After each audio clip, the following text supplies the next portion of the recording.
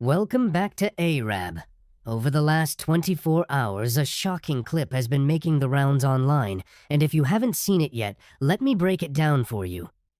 What was supposed to be a scripted, lighthearted pro wrestling event suddenly turned into a nightmare when an MMA fighter jumped into the ring, knocked a wrestler unconscious, and then proceeded to unload on him with more than 24 strikes to the head. In total, 27 punches landed on a man who was already out cold, and it was so bad that he actually flatlined right there in the ring. Now, to put that into perspective, repeated blows like that aren't just dangerous, they can be fatal. And here's the crazy part. All of this chaos went down live on Kick for thousands of viewers to see in real time. The man behind the attack was Roger Jackson, son of the legendary UFC fighter Rampage Jackson. The whole thing stemmed from what should have been a harmless misunderstanding. The victim was a wrestler going by the stage name Psycho Stu.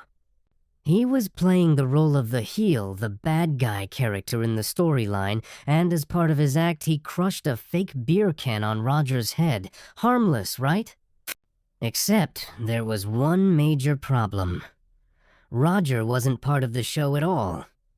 Once that mistake was cleared up, Stu immediately realized what he had done. He apologized multiple times, explained it wasn't personal, and even shook Roger's hand in good faith. For most people, that would have been the end of it. But instead of walking away, things spiraled in a different direction. Organizers tried to smooth things over by offering Roger a chance to get a little revenge in a safe, scripted way. They told him he could step into the ring, interrupt Stu's match with a simple takedown, maybe throw a fake punch for the crowd, and then leave. Nothing serious, nothing dangerous, just for show.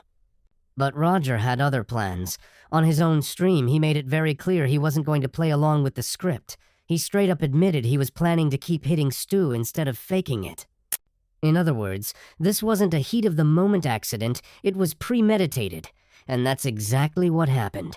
The second he got in the ring, Roger unloaded punch after punch after punch. And if people hadn't intervened when they did, there's no telling how much further he would have gone. When Roger was told during his stream that Psycho Stu had flatlined and medical staff couldn't wake him up, his only response was a casual, "My bad." No real remorse, no shock, just 2 words. Not long after, his father, Rampage Jackson, jumped on Twitter, claiming there was misinformation spreading about his son, but the thing is, there really wasn't. The entire incident is caught clearly on video, and Rampage pretty much ended up confirming it all anyway. The only good news was that he clarified Stu was eventually revived and stabilized. Popular streamer XQC even chimed in, pointing out that people talking about Roger getting banned on Kick were missing the point. XQC argued that the platform's ban should be the least of Roger's concerns because this was criminal. In his words, Roger should be worried about jail, not bans. Other reports confirm that while Psycho Stu did survive, his injuries are severe. He has multiple broken bones, missing teeth, and he almost choked to death on his own blood. On top of that, it's now being reported that police reports have been filed, and the LAPD is officially investigating Roger Jackson for the attack.